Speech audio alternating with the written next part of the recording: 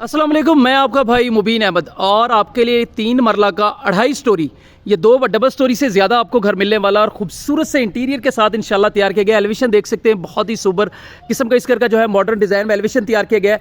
साथ में इंटीरियर में थोड़ा सा आपको इसका विजिट करवा देता हूँ। तो ये आपका गराज जिसमें सीढ़ियाँ बिल्कुल सेपरेट कर दी गई हैं। अगर आप सेकंड फैमिली रखना चाहते हैं या सेकंड फ्लोर रेंट आउट करना चाहते हैं तो आपके लिए बेस्ट ऑप्शन है।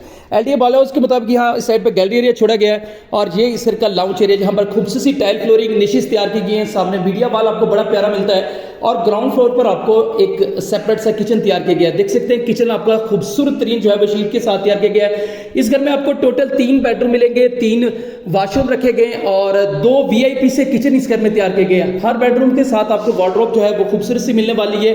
अल हरम garden housing society Najd central park Lahore में घर वाक़ है। सिर्फ 75 लाख के अंदर ये घर मिल जाएगा। मुकम्मल वीडियो के लिए चैनल सब्सक्राइब करें, फोन पर रब्ता करें।